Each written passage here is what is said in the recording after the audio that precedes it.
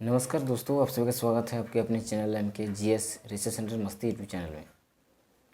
दोस्तों मैं हूं मिथिलेश। आज आपको पढ़ाऊंगा साइंस का चैप्टर 2। पहला चैप्टर हम आपको पढ़ा चुके हैं दोस्तों नोट्स में, ठीक है। अभी हम आपको पढ़ाएंगे क्या, साइंस का चैप्टर 2 में, ठीक है। जो इस नोट्स बुक मैंने तैयार किए हैं ये आपको दिखाई दे रहा है दोस्तों। तो ये जो है ये नोट्सबुक मैं किताब से तैयार किया हूँ, तो इससे ही आपको हम बताते हैं वीडियो में। तो दोस्तों इसको हम आपको पढ़ के और बढ़िया से समझा के आपको अब वीडियो में हम डालेंगे, ठीक है। तो चलिए अभी आपको हम समझाते हैं। थोड़ा सा ये चैप्टर नोट्स बहुत बड़ा नोट्स है दोस्तों, फिर भी समझाना हम चाहेंगे।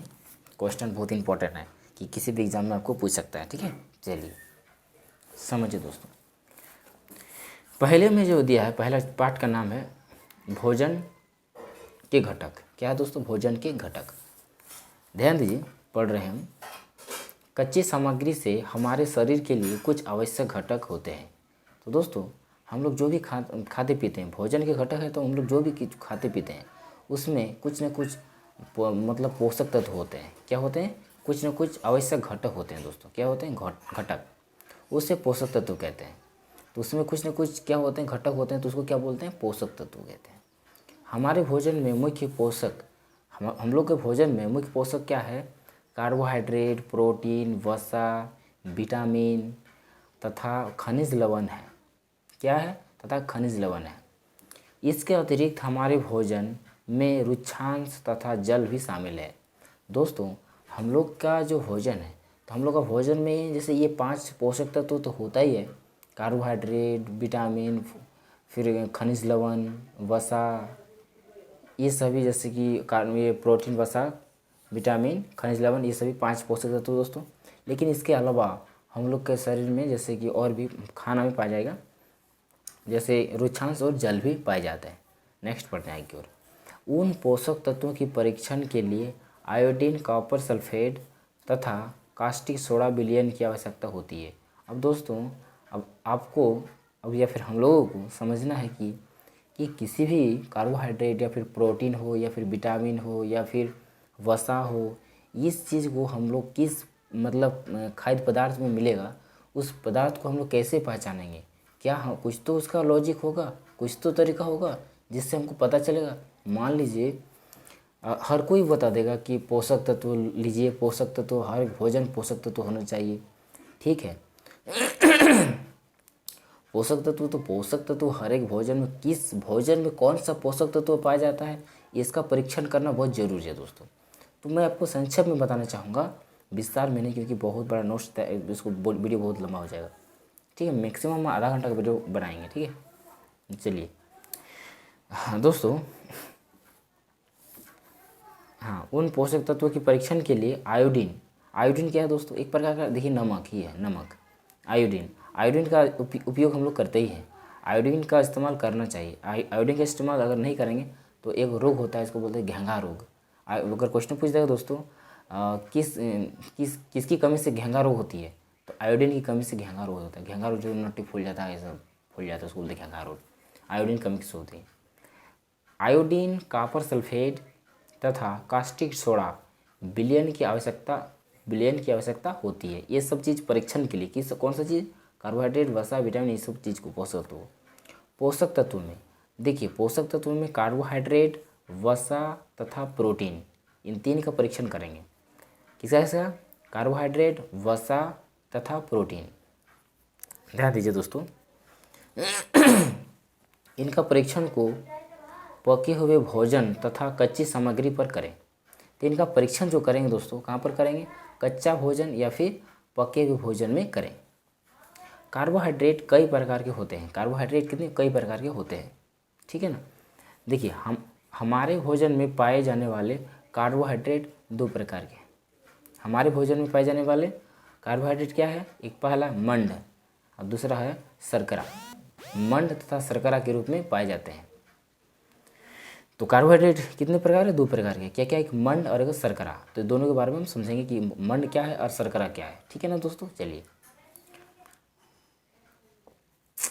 ठीक है।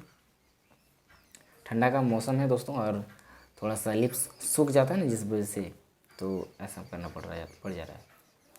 आयोडीन का तनु सल्फ्यूरिक आयोडीन का तनु विलयन बनाने के लिए, अच्छा आयोडीन का तनु विलयन बनाने के लिए जल से आधा भरी परख नली में कुछ बूंदे आयोडीन मिला दीजिए। तो मान लीजिए एक गिलास है, गिलास में आधा गिलास पानी भर दिए, उसमें से कुछ आयोडीन थोड़ा सा मात्रा में डाल दिए, उसको घोल दिए, तो एक बार क्या हो गया, वो आयोडीन विलयन। ठीक है ठीक है।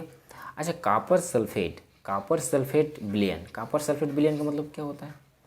कॉपर सल्फेट विलयन 100 मिलीलीटर जल में 100 मिलीलीटर जल लीजिए, जल में 2 ग्राम कॉपर सल्फेट घोलने से बनता है। पहला ध्यान दीजिए कि कॉपर सल्फेट विलयन क्या है दोस्तों, इसको बनाना पड़ेगा। इसको बनाने के लिए क्या करना पड़ेगा, तो कॉपर सल्फेट विलयन बनाने के लिए हम लोगों को पहले 100 मिलीलीटर पानी लेना पड़ेगा। 100 मिलीलीटर पानी की आवश्यकता होगी, और उसमें से 2 ग्राम क्या मिक्स करेंगे हम लोग, copper sulphate. 2 gram copper sulphate mix कर देंगे, तो मिक्स कर देने से क्या हो जाएगा दोस्तों, ये हो जाएगा कॉपर सल्फेट विलयन। चलिए आगे चलते हैं। आगे में क्या है दोस्तों, बोल रहा है कि 100 मिलीलीटर जल में 10 ग्राम कास्टिक सोडा घोलने से हमें अभिष्ट कास्टिक सोडा विलयन मिल जाता है। अच्छा अब कास्टिक सोडा कैसे मिलेगा, तो दोस्तों हम आपको कुछ प्रैक्टिकल करके नहीं बताएंगे, लेकिन हम प्रैक्टिकल कैसे होगा वो तरीका मैं आपको बता दे रहा हूँ। जिस तरह भी हम आपको बताएं, क्या बताएं अभी आपको हम बताएं कि देखिए 100 मिलीलीटर जल में 10 ग्राम क्या डाल दिए, 10 ग्राम कास्टिक सोडा। 100 मिलीलीटर जल में 10 ग्राम अगर कास्टिक सोडा डाल देंगे तो क्या बनेगा दोस्तों, घोल देने से हमें अभिष्ट मतलब क्या हो जाएगा, कास्टिक सोडा विलयन प्राप्त हो जाएगा। इससे पहले जो हम लोग पढ़े अभी वो क्या पढ़े थे, वो हम लोग पढ़े थे कि 100 मिलीलीटर जल में अगर 2 ग्राम 100 मिली जल में अगर 2 ग्राम क्या डाल देंगे, कॉपर सल्फेट घोलने से बनता है, तो क्या बन जाएगा, कॉपर सल्फेट विलयन। 2 विलयन की जानकारी आपको हम दिए, कॉपर सल्फेट विलयन और वो कास्टिक सोडा विलयन। ठीक है, अब दोनों का कैसे कैसे बनता है आपको हम बता दिए। चलिए आगे की ओर चलते हैं। मण्ड की परीक्षण कैसे करेंगे। अच्छा वो 2 विलयन क्यों किए थे, उसका काम है, थोड़ा सा रुक जाइए। ठीक है, थोड़ा सा काम है, उसका भी हम समझा देंगे कि इसका काम कैसे पड़ेगा, कहाँ पड़ेगा।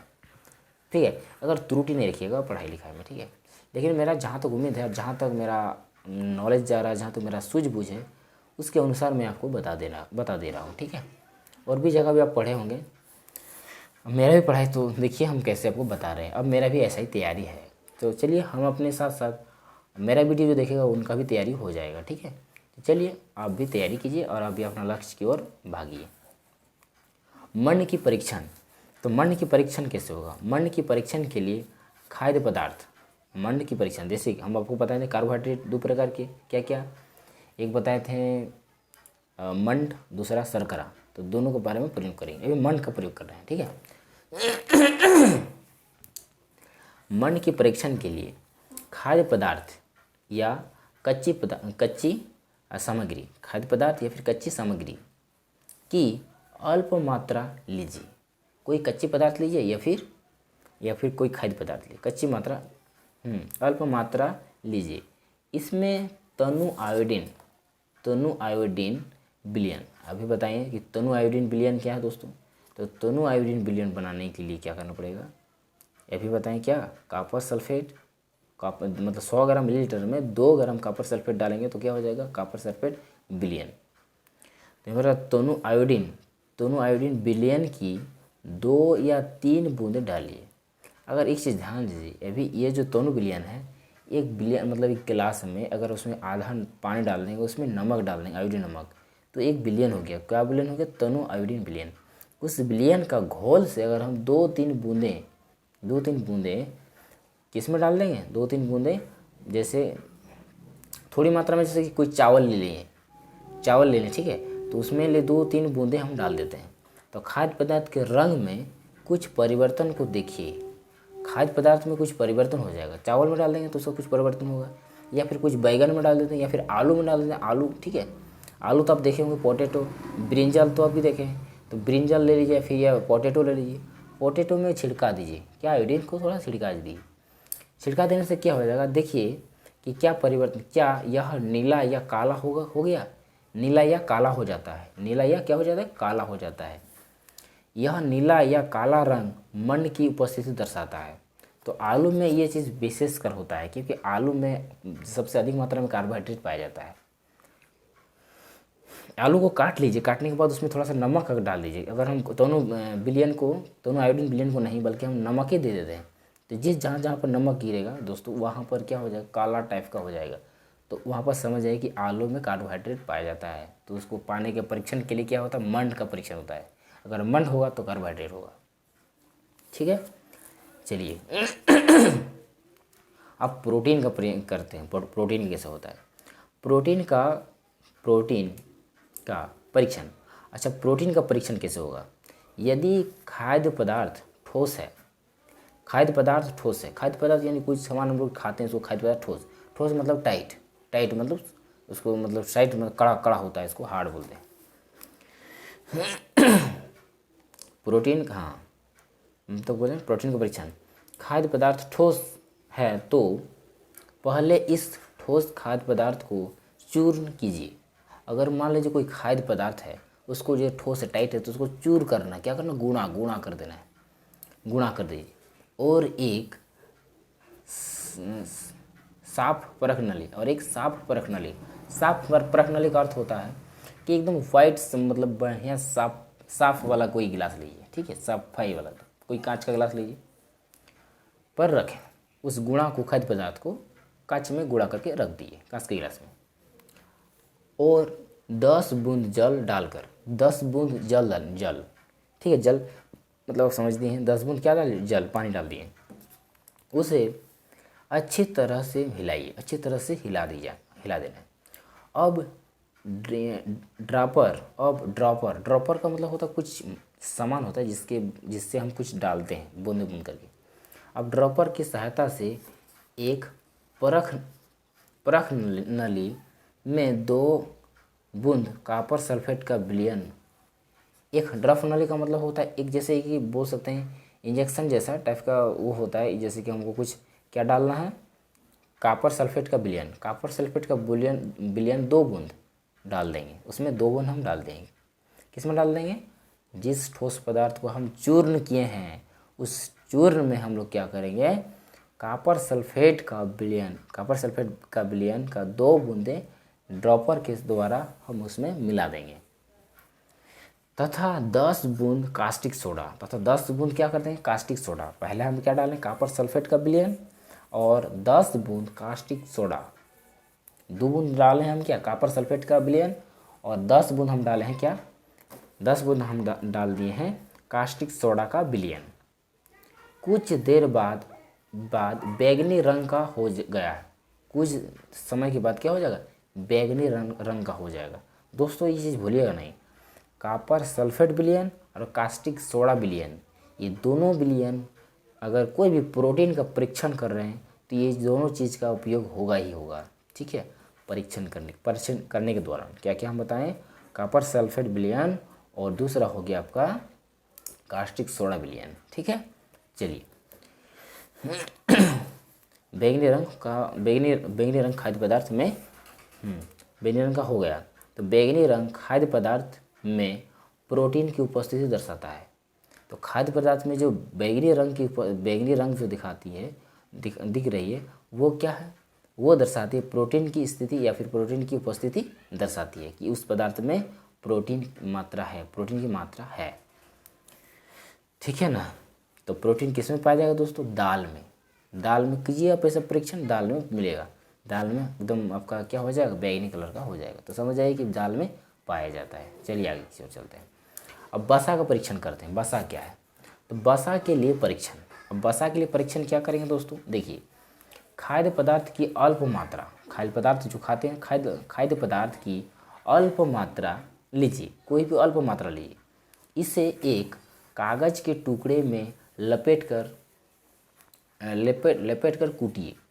अगर कुछ कागज़ में अगर हम कुछ भी चीज़ अगर हम कुछ खाद्य पदार्थ कुछ लेके उसको कागज़ में घुसा के इसको मोड़ देने के बाद उसको हम किसी भी हथियार कुछ भी हथियार जैसे कि बोल सकते हैं हम कुछ लकड़ी कुछ थोड़ा सा पत्थर उसमें हम टच करेंगे, ऐसा टकराएंगे, इसको कूटेंगे। तो कूटने से क्या होगा कूटिए, ध्यान रखें कागज़ फट ना जाए। तो ध्यान रखना है कि कागज़ कहीं फट ना जाए। कागज़ में तेल का धब्बा खाद्य पदार्थ की वसा की उपस्थिति दर्शाता है। तो दोस्तों अगर अब ध्यान दीजिए, ये कागज़ में जो हम कुछ दिए पदार्थ खाद्य पदार्थ, उस पदार्थ को हम कूटे पत्थर के सहारा या फिर कोई लकड़ी के सहारा से या माध्यम से, तो उसमें कूटने के बाद कागज़ न फटे और उसके बाद हम जैसे खोलें तो कागज़ में चिपचिपापन तेल जैसा दिखाई दे रहा तेल। तो दोस्तों वो तेल ही वसा है। तो समझ गए एग्जाम्पल से, ये दुनिया में कोई भी खाद्य पदार्थ जिसमें तेल की मात्रा हो उसमें मतलब क्या बात है, वसा पाया जाता है। सिर्फ वसा किसी में मिलेगा दोस्तों, तो नारियल का गड़ी या फिर नारियल गड़ी में मिलेगा तेल, उसमें नारियल गड़ी तेल में मिलेगा।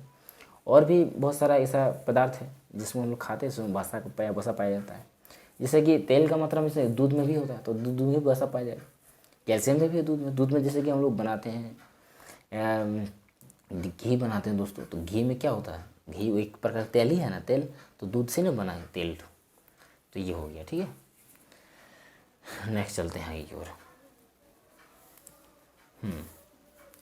नेक्स्ट, कार्बोहाइड्रेट हमारे शरीर को मुख्य रूप से ऊर्जा प्रदान करते हैं।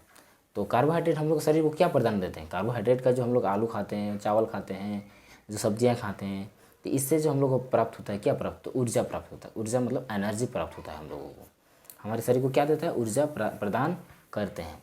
वसा से भी ऊर्जा मिलती है, वसा से भी हम लोग को क्या मिलती है, ऊर्जा मिलती है। जो तेल वाला भोजन है, जो जिसमें तेल चिपचिपा तेल मिलेगा, तो बादाम में तेल मिलता है, तेल वाला अगर बादाम खाते हैं तो उसमें तेल का मात्रा रहता है, ठीक है ना। तो उससे वसा से भी क्या होता है, ऊर्जा मिलता है। समान मात्रा से हमें समान, ध्यान दीजिए, हाँ सॉरी यहाँ पर है वास्तविकता यह है कि कार्बोहाइड्रेट की तुलना में, वास्तविकता क्या है, वास्तविकता यह है कि कार्बोहाइड्रेट की तुलना में वसा समान मात्रा से हमें अधिक ऊर्जा प्राप्त करती है। तो वसा का जो भोजन करता है दोस्तों लोग, कोई भी लोग वसा का जो भोजन करता है, समझ जाइए उसको कार्बोहाइड्रेट से कई गुना उससे अच्छा ऊर्जा, मतलब कई गुना उससे ज़्यादा ऊर्जा मिलता है। किससे, वसा से। दोस्तों एक कॉल आ रहा है, थोड़ा सा स्टॉप करते हैं इसके बाद। दोस्तों बीच में एक कॉल आ गया था जिस वजह से थोड़ा सा प्रॉब्लम हो गया। चलिए तो देखिए अभी हम आपको समझाएं क्या, ये जो ऊर्जा प्राप्त होता है उसको कार्बोहाइड्रेट से अधिक मात्रा में पाया जाता है, किसमें, वसा में। यानी जो वसा का भोजन ज़्यादा करता है दोस्तों, मोटापा हो जाता है, शरीर उसका क्या हो जाता है, मोटा, पूरा हेल्थी हो जाएगा इंसान, ठीक है। तो ज़्यादा मतलब वसा का भोजन भी करना उचित नहीं है, लेकिन कीजिए, मीडियम कीजिए, ज़्यादा नहीं, जिससे आपका मोटापा ना हो, शरीर मीडियम रहे, जिससे आपका वज़न आप अपना उठा सकते हैं, आप कुछ भी काम कर सकते हैं।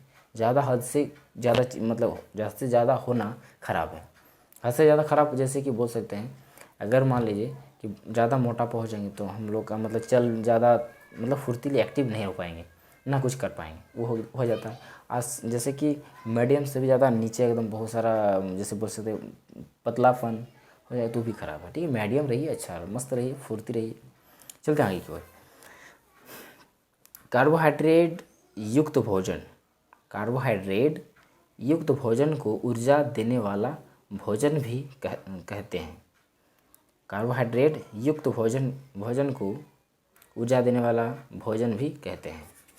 चलिए आगे की ओर। नेक्स्ट देखिए, बहुत बड़ा चैप्टर है इसमें, बाप रे बाप, आधा घंटा ले ही लेगा। कार्बोहाइड्रेट के कुछ स्रोत ध्यान दीजिए। अब एग्जाम्पल आपको हम देते हैं, कार्बोहाइड्रेट के कुछ स्रोत क्या क्या है। दोस्तों कार्बोहाइड्रेट के स्रोत हैं शकरकंद, आप जानते होंगे शकरकंद क्या है। तो शकरकंद अगर खाएंगे आप, तो शकरकंद से आपको कार्बोहाइड्रेट मिलेगा, ठीक है। शकरकंद से क्या मिलेगा? कार्बोहाइड्रेट। आलू से मिलेगा, जो आपको एग्जाम्पल दिए हैं, कार्बोहाइड्रेट आलू से मिलेगा। गन्ना मिलेगा, एक जैसे बोलते हैं। पपीता से मिलेगा क्या? कार्बोहाइड्रेट। गेहूँ से मिलेगा, जो रोटी खाते हैं उसमें से मिलेगा, आपको क्या मिलेगा? कार्बोहाइड्रेट, ठीक है ना। चावल से मिलेगा कार्बोहाइड्रेट। बाजरा पहले के ज़माने का है बाजरा, ठीक है। तरबूज, आम, मक्का, ये सभी से क्या मिलेगा? कार्बोहाइड्रेट। चलते हैं आगे। वसा के स्रोत। अब वसा के स्रोत मतलब कौन कौन सा ऐसा चीज़ है जिससे हम लोग खाएंगे तो हम लोग को वसा प्राप्त होगा। अब पहले आपको हम बता दें, गुण बता दें कि वसा खाने से आपका शरीर पूरा हेल्थी होगा। आप माइंड में यही सोचेंगे कि वसा तो हम क्या चीज़ होगा, किस किस चीज़ में वसा मिलेगा, जो उस चीज़ को खाएंगे थोड़ा सा मुझे मेरा हेल्थी बढ़ेगा। तो वो भी मैं आपको बता दे रहा हूँ। कार्बोहाइड्रेट का एग्जाम्पल मैंने आपको दे दिया। अब देखिए वसा के लिए स्रोत क्या है? गिरी, ये भी एक खाद्य पदार्थ है। तिल, ये भी है। मूंगफली, मूंगफली मतलब होता है बादाम, बादाम खाइए, इसमें वसा मिलेगा, बादाम, ठीक है। ये सभी से प्राप्त होता है। अच्छा, जंतुओं से प्राप्त वसा। अच्छा, जंतुओं से प्राप्त वसा, जंतुओं से कैसे प्राप्त होता है? मछली, अंडे, मांस, मक्खन, दूध, घी, ये सारा चीज़ से भी क्या प्राप्त होता है? वसा प्राप्त होता है। मछली से भी, अंडे, मांस, मक्खन, दूध, घी से भी वसा प्राप्त होता है। प्रोटीन के कुछ, आप ध्यान दीजिए, प्रोटीन के कुछ स्रोत। प्रोटीन के कुछ स्रोत क्या क्या है? पादप से। प्रोटीन कुछ स्रोत क्या है? पादप से मिलता है। मतलब पादप मतलब समझते होंगे कि कोई भी पौधा से जो प्राप्त होता है उसे पादप कहते हैं। तो पादप से क्या प्राप्त होता है? पादप से तो हो गया क्या? देखिए दोस्तों, जंतुओं से प्राप्त प्रोटीन, सॉरी पहले देखिए जंतु से प्राप्त प्रोटीन। जैसे जंतुओं से प्राप्त क्या होता है? पनीर, पनीर जब जानते हैं दूध से बनता है।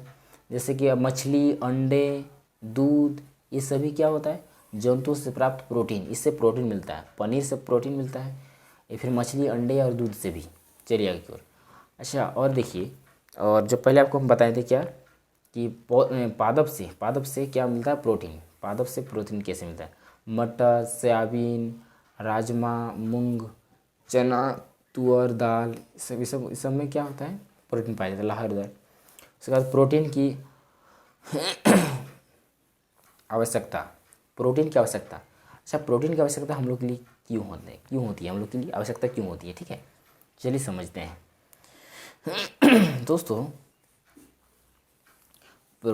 आवश्यकता, प्रोटीन की आवश्यकता शरीर की वृद्धि। प्रोटीन का आवश्यकता क्या है? शरीर की वृद्धि। शरीर ज़्यादा बड़ा हाइट हो जाएगा, शरीर की वृद्धि। शरीर की वृद्धि तथा स्वस्थ रहने के लिए होती है। शरीर की वृद्धि और शरीर को स्वस्थ एक्टिव रहने के लिए प्रोटीन काफ़ी ज़रूरत होती है सभी मतलब शरीर के लिए, ठीक है, मनुष्य के शरीर के लिए। प्रोटीन युक्त भोजन को प्राय शरीर वर्धक भोजन कहते हैं। तो क्या है? प्रोटीन युक्त भोजन को प्राय शरीर वर्धक भोजन कहते हैं। शरीर वर्धक भोजन का मतलब शरीर को अच्छा स्वस्थ रखना और शरीर को वृद्धि करना, एक प्रकार का प्रोटीन का सबसे बड़ा भूमिका होता है। तो प्रोटीन का भोजन खाना चाहिए। विटामिन का क्या होता है? विटामिन रोगों से हमारे शरीर की रक्षा करता है। विटामिन क्या है कि विटामिन रोगों से, विटामिन रोगों से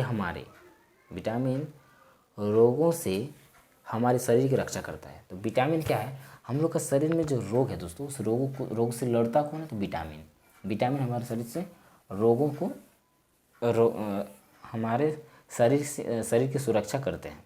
विटामिन हमारी आँख, अस्थियों, हम लोग की आँख जो है, अस्थियाँ, हड्डियाँ, दांत और मसूड़ों को स्वस्थ रखने की सहायता करती है। ये इतना करते कौन? ये करते विटामिन क्या? हम लोग की दांत, अस्थियाँ, फिर हो गया जैसे कि मसूड़े को स्वस्थ रखने की सहायता करती है कौन? विटामिन। नेक्स्ट, विटामिन कई प्रकार के होते हैं जिन्हें अलग अलग नामों से जाना जाता है। विटामिन भी कई प्रकार के होते हैं जिन्हें अलग अलग नाम से जाना जाता है।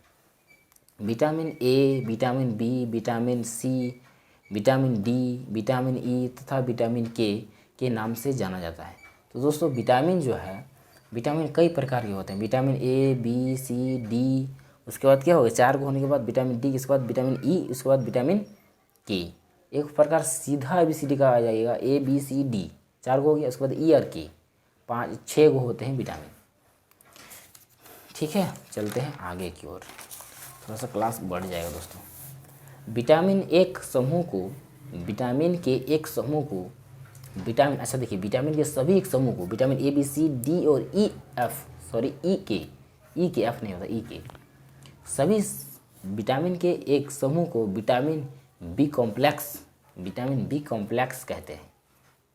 क्या कहते हैं, विटामिन बी कॉम्प्लेक्स। डॉक्टर साहब आपको सलाह देते हैं कि अगर मान लीजिए कोई भी बुखार से या फिर कोई मतलब कमज़ोर टाइप का उसको लग रहा है तो विटामिन बी कॉम्प्लेक्स दिया जाता है। विटामिन बी कॉम्प्लेक्स क्या है दोस्तों, विटामिन के सभी समूह को जोड़ा जाता है, उसको विटामिन बी कॉम्प्लेक्स कहते हैं। विटामिन बी कॉम्प्लेक्स खाने से क्या होता है कि कोई भी आप अगर कोई बीमारी से ग्रसित हैं, आपको एनर्जी की कमी है, ऊर्जा की कमी है, तो विटामिन बी कॉम्प्लेक्स खाने से वो क्या होता है कि विटामिन, जैसे कि विटामिन के सारा समूह आपको मिल जाता है विटामिन बी कॉम्प्लेक्स में। ठीक है, इसलिए विटामिन बी कॉम्प्लेक्स खाना चाहिए। विटामिन ए के कुछ स्रोत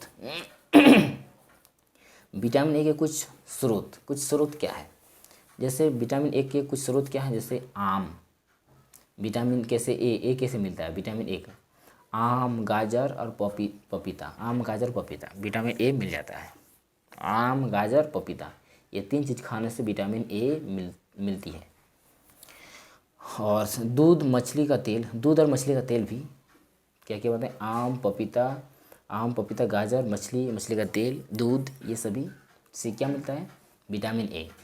विटामिन बी के कुछ स्रोत, विटामिन बी क्या खाने से विटामिन बी मिलेगा, तो दोस्तों यकृत, एक नंबर, जैसे कि विटामिन बी के कुछ स्रोत क्या है, यकृत, गेहूँ, चावल, ये सारा चीज़ खाने से, गेहूँ चावल अगर खाएंगे तो इसमें से हम लोग को विटामिन बी प्राप्त होगा।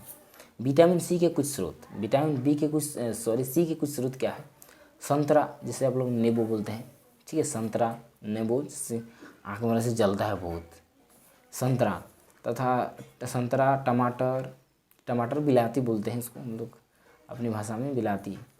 तो टमाटर हो गया, मिर्चा हो गया। तो विटामिन सी किससे मिलेगा दोस्तों, संतरा हो गया, मिर्चा हो गया, संतरा, मिर्चा और टमाटर। ठीक है ना। अमरूद से भी मिलेगा विटामिन सी, अमरूद से मिलेगा, नींबू से मिलेगा, आंवला से मिलेगा। तो अमरूद जो होता है, अमरूद से क्या प्राप्त होता है, विटामिन सी प्राप्त होता है। मिर्चा से विटामिन सी प्राप्त होता है और टमाटर से विटामिन सी प्राप्त होता है। नींबू, आंवला और क्या, अमरूद, ये सभी विटामिन सी। और विटामिन बी के लिए गेहूँ चावल, विटामिन बी गेहूँ चावल होता है। विटामिन ए के लिए क्या होता है, आम, गाजर और पपीता, दूध, मछली का तेल, ये सभी होता है विटामिन ए के लिए। अच्छा, विटामिन डी क्या के लिए, विटामिन डी के कुछ स्रोत क्या है, दूध, मक्खन, अंडे विटामिन डी का स्रोत है। दूध, मक्खन, अंडे, ये सभी आप अगर खाते हैं तो आपको क्या मिलेगा, विटामिन डी मिल जाएगा। ठीक है, चलिए अब देखिए आगे की ओर। दूध, मक्खन, अंडे और मछली भी होता है विटामिन डी के लिए। विटामिन ए हमारे त्वचा, अब हम समझेंगे कि विटामिन ए का क्या कार्य है, विटामिन बी, सी, डी, ई के, ये सभी विटामिन का कार्य हम लोग शरीर में क्या करता है। तो दोस्तों देखिए, विटामिन ए हमारे त्वचा, और त्वचा मतलब क्या होता है, चमड़ी सब दोस्तों, क्या होता है, चमड़ी सब बोलते हैं त्वचा।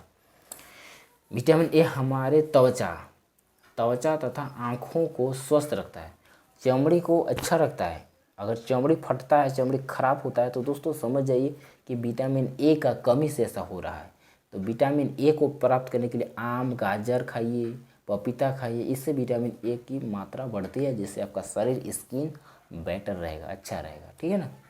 ठीक है, त्वचा और आँखों को स्वस्थ रखता है। आँखों मतलब नज़र, जो आपका दिखने का जो स्टाइल है, नज़रिया है, तो ये सारा चीज़ आपको भरपूर मात्रा में विटामिन ए के द्वारा मिलेगा। अगर विटामिन ए की कमी होगी तो 2 चीज़ का आपका नुकसान हो जाएगा।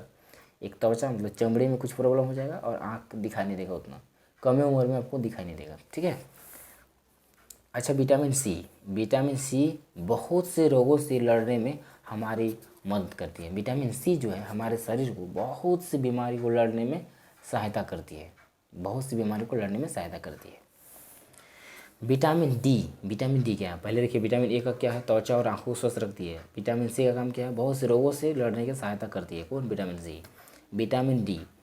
विटामिन डी हमारी अस्थियों और दांतों के लिए कैल्शियम का उपयोग करने में हमारे शरीर की सहायता करती है। तो विटामिन डी जो क्या है? विटामिन डी हमारे शरीर की अस्थियों मतलब हड्डियों और दांतों के लिए कैल्शियम का उपयोग करने में हमारे शरीर की सहायता करती है। कैल्शियम की उपयोग करने में हमारे शरीर की क्या करती है? सहायता करती है। कौन? विटामिन डी करती है। क्या? Vitamin D. तो विटामिन डी क्या है? हम लोग शरीर की हड्डी और दांतों को स्वस्थ रखने में सहायता करती है। कौन? Vitamin D. नेक्स्ट, आयोडीन के कुछ स्रोत क्या क्या है? आयोडीन के कुछ स्रोत, पहला पालक साग होता है। पालक साग क्या? आयोडीन के कुछ स्रोत हैं। आयोडीन के कुछ स्रोत पालक हो गया, अदरक हो गया, अदरक जैसे आला हम लोग बोलते हैं अदरक, मछली हो गया, ये सभी क्या हो गया दोस्तों? जैसे बोल सकते हैं पालक, अदरक, मछली, पालक, अदरक और मछली, ये सभी क्या? आयोडीन के कुछ स्रोत हैं। फास्फोरस के कुछ स्रोत, फास्फोरस में क्या क्या आता है? केले, जैसे केला बोलते हैं, केले, दूध, मरचा, ये सभी होता है फास्फोरस के कुछ स्रोत। केले, दूध और मरचा, ये सभी फास्फोरस के कुछ स्रोत। लौह के कुछ स्रोत, तो लौह के कुछ स्रोत क्या है? लौह के कुछ स्रोत हो, इसमें भी पालक, यकृत और सेब, ये सभी होता है लौह के स्रोत। कैल्शियम के कुछ स्रोत, दूध, अंडा, कैल्शियम में दूध, अंडा खाइए, कैल्शियम ज़्यादा मिलेगा। हमारे शरीर की सूर्य के प्रकाश की उपस्थिति से विटामिन डी बनाता है। एक चीज़ ध्यान दीजिए, बहुत इंपॉर्टेंट पॉइंट है। हमारे शरीर भी सूर्य के प्रकाश की उपस्थिति से विटामिन डी बनाता है। हमारा शरीर भी सूर्य का रोद भी धूप भी हम लोग को मतलब खाना चाहिए। खाना नहीं बल्कि धूप में भी हम लोग को थोड़ा बहुत लेना चाहिए। धूप को भी महसूस करना चाहिए, धूप को भी थोड़ा सा लेना चाहिए। क्यों?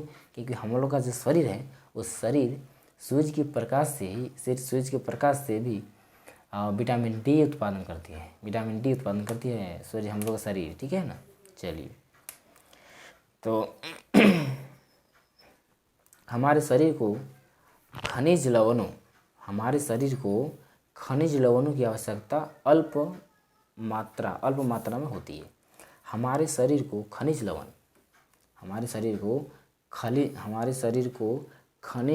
की आवश्यकता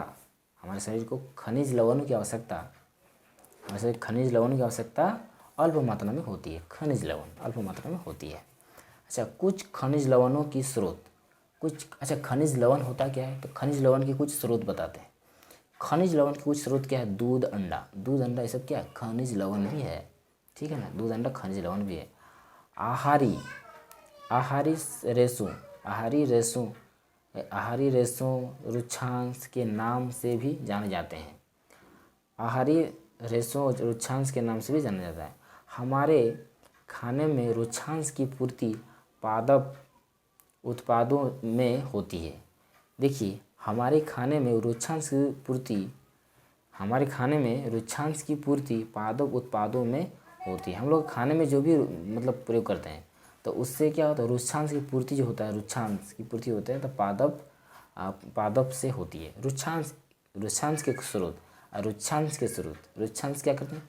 बिना पचे हुए भोजन को शरीर से बाहर निकालने में मदद करते हैं। तो रुक्षांश के स्रोत क्या है? दाल, आलू, ताजे फल हो गया, दाल, आलू, ताजे फल, सब्जियां, ये सभी किसका है? रुक्षांश के स्रोत हैं। नेक्स्ट, अब थोड़ा सा है दोस्तों, रुक्षांश हमारे शरीर को कोई पोषक प्रदान नहीं करते हैं। फिर भी यह हमारे भोजन के आवश्यक अवयव है। रुक्षांश हमारे शरीर को कोई पोषक तत्व तो नहीं देता है, लेकिन फिर भी हमारे शरीर का ये आवश्यक अवयव है। रुक्षांश बिना पचे भोजन को हमारे शरीर से बाहर निकालने में हमारे शरीर की सहायता करते हैं। अगर कोई भोजन हम लोग खा लें जो पच नहीं रहा है तो उसको बाहर निकालने में मदद कौन करता है? रुच्छांस करता है। रुच्छांस एक्चुअली में कोई पोषक तत्व तो है नहीं, लेकिन वो हमारे शरीर का एक अहम एक महत्वपूर्ण अवयव है। उसके द्वारा ही हम लोग के शरीर में अगर कभी भी कोई भी हम लोग अनलीगल या फिर कुछ गलत चीज़ खा जाते हैं जिससे हम लोग का शरीर पचा नहीं पाता है तो उसको बाहर निकालने में सहायता करती है, तो रुच्छांस करती है। रुच्छांस का ये सबसे बड़ा भूमिका है। इससे ही हम लोग का शरीर से गंदगी चीज़ बाहर निकल जाती है जो हजम नहीं होती है। जल भोजन में उपस्थित पोषकों को अवशोषित करने में हमारे शरीर की आवश्यकता करती है। तो जल जो होता है, पानी हम लोग जो खाते हैं, पानी पीते हैं, तो जल क्या करता है? जो हम लोग भोजन किए उस भोजन को जैसे गलाना, इस भोजन को पानी में मिक्स कर देना या फिर उसको नरम कर देना। जल भोजन में उपस्थिति पोषक, जल में जो उपस्थिति जो पोषक है, पोषक को अवशोषित कर लेता है। अवशोषित करने में हमारे शरीर की सहायता करती है।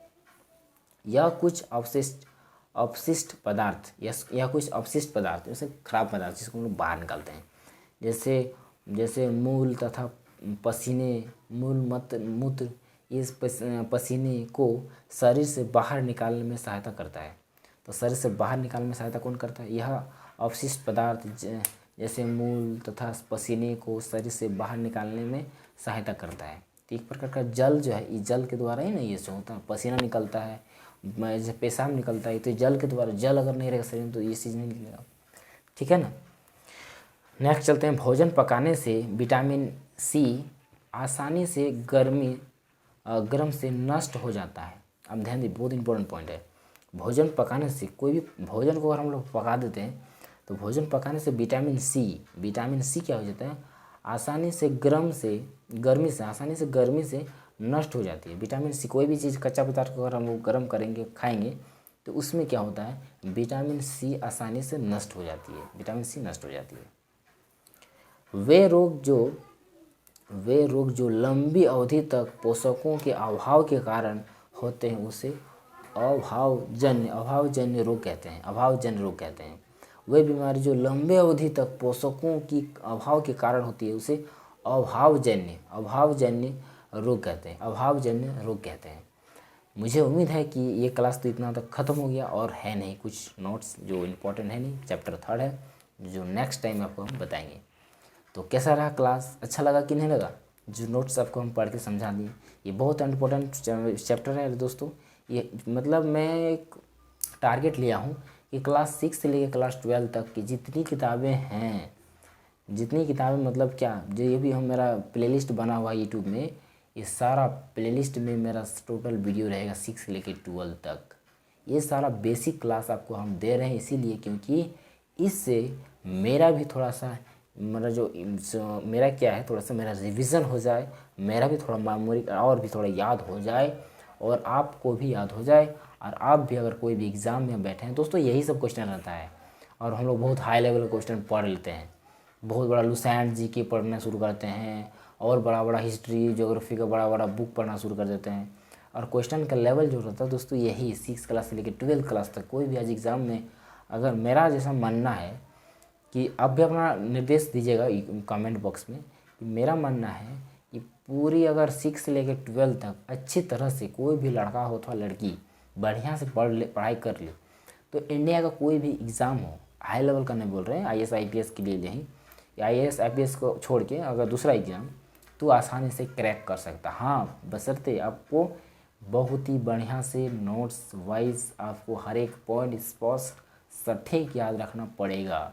मेरा वीडियो देखने से और किसी का वीडियो देखने से आपको ये नहीं होगा कि हम बहुत बड़ा महारथी हो गए हैं या फिर बहुत हमको ज्ञान मिल गया। नहीं, आपको हर एक चीज़ को नॉलेज मतलब अपने फील्ड को आप एक शिक्षित व्यक्ति पहले बनिए। ठीक है, शिक्षित व्यक्ति तभी बनिएगा जब आपको 6 से लेकर 12 तक के नॉलेज तो रहेगा ही, साथ ही साथ आपको अनुभव हो जाएगा कि हमको कोई भी, देखिए गवर्नमेंट एग्जाम में भी सबसे ज़्यादा क्या होगा, ऑब्जेक्टिव टाइप क्वेश्चन पूछता है, तो आपको अनुभव हो जाएगा कि कौन वाला क्वेश्चन का ये आंसर क्या होगा। आप सटीक मारिएगा और आपका एग्ज़ाम में श्योर निकलेगा। और मैं भी अभी प्रिपरेशन करता हूँ गवर्नमेंट एग्ज़ाम के लिए, तो मैं चाहता हूँ कि मैं जो नोट्स तैयार किया हूँ, ये नोट्स का भागीदार आप लोग भी बने, आप लोग भी सीखें, आप लोग भी इस नोट्स के द्वारा फ़ायदा उठाइए, और आप लोग भी एग्ज़ाम में अच्छा मार्क्स लाइए। तो बहुत बहुत धन्यवाद जो आप इतनी देर तक मेरा वीडियो को देखें, और मिलते हैं अगले वीडियो में। तब तक बाय, थैंक्स फॉर वाचिंग। जय हिंद, जय भारत, वंदे मातरम। तो ठीक है, आप कमेंट कीजिएगा वीडियो कैसा लगा। ठीक है, बाय बाय दोस्तों।